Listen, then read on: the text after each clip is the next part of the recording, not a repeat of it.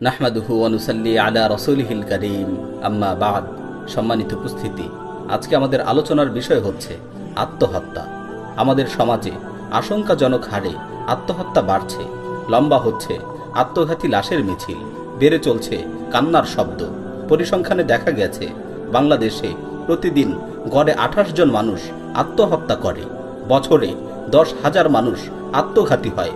সুবহানাল্লাহ, আল্লাহ সুবহানাহু ওয়া তাআলার দেয়া সবচেয়ে বড় নিয়ামত হলো জীবন, অথচ বছরে আমাদের মাঝ থেকে 10,000 মানুষ নিজের জীবনকে নষ্ট করে দিচ্ছে। কিন্তু কেন? মিডিয়া এবং সমাজের প্রগতিশীল সুশীলরা ক্রমাগত আমাদের বোঝাচ্ছে পশ্চিমের অনুকরণের মাঝেই আছে সফলতা।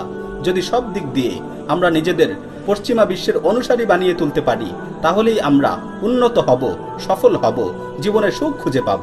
আর আমরাও একথা বিশ্বাস করে নিয়ে চোখ বন্ধ করে পশ্চিমাদের অনুকরণে ঝাঁপিয়ে পড়েছি। একবারও চিন্তা করছি না আসলে আমরা কি পাচ্ছি, কিসের পেছনে ছুটছি। হ্যাঁ, একথা সত্য যে পশ্চিমা বিশ্ব অনেক দিক দিয়ে আমাদের চেয়ে অনেক বেশি উন্নত, কিন্তু পাশাপাশি এটাও সত্য যে পৃথিবীতে আত্মহত্যার হার সবচেয়ে বেশি এই পশ্চিমা বিশ্বেই। কেন? কারণ পশ্চিমা বিশ্ব মানুষের জীবনকে সহজ করেছে, জাঁকজমকপূর্ণ করেছে, চাকচিক্যময় করেছে, কিন্তু জীবনের অর্থ কি এই প্রশ্নের জবাব দিতে পারেনি। পশ্চিমা সভ্যতা সবকিছুর উপর স্থান দিয়েছে ভোগকে, অর্থকে, শারীরিক সুখকে। আজ তাদের মিডিয়ার মাধ্যমে তারা এই মন্ত্রই আমাদের মাথায় ঢুকিয়ে দিচ্ছে। অর্থ, সম্পদ, খ্যাতি, যৌনতা, এর মধ্যেই সাফল্য। কিন্তু এই ভোগবাদী সভ্যতা জীবনকে অর্থ দিতে পারছে না।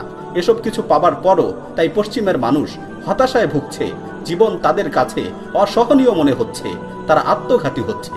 আর যেহেতু আমরা পশ্চিমের অন্ধ অনুকরণে মেতে উঠেছি, তাই এর প্রভাব আমাদের উপরও পড়েছে। চিন্তা করে দেখুন, আমাদের তরুণ সমাজের কাছে জীবনের অর্থ কি? প্রেম, আড্ডা, গান, কেরিয়ার, সিনেমা।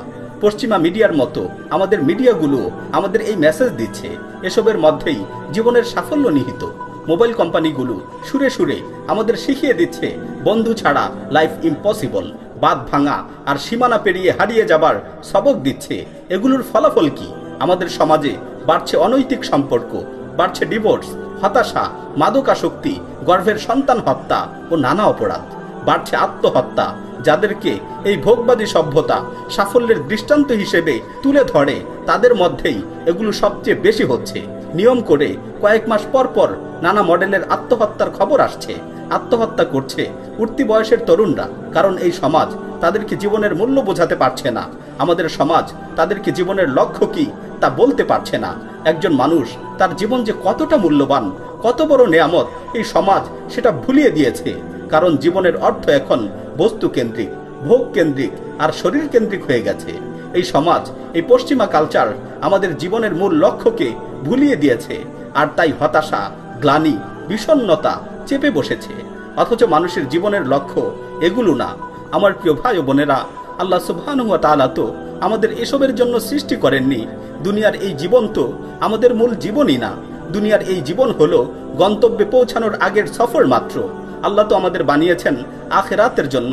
আমাদের মূল জীবন আমাদের জন্য অপেক্ষা করছে, কিন্তু সেই চিরস্থায়ী জীবনকে ভুলে গিয়ে আজ আমরা মেতে আছি ক্ষণিকের মোহে, ক্ষণস্থায়ী জীবনের লোভে পড়ে অসীম জীবনকে উপেক্ষা করছি।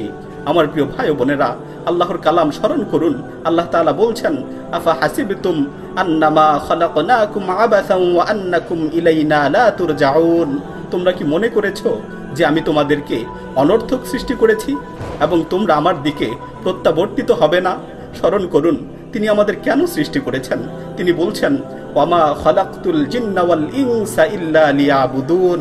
আর আমি মানব জাতি ও জিন জাতিকে শুধুমাত্র আমার ইবাদতের জন্যই সৃষ্টি করেছি। আর সর্বোপরি স্মরণ করুন আপনার রবকে, আপনার মালিককে।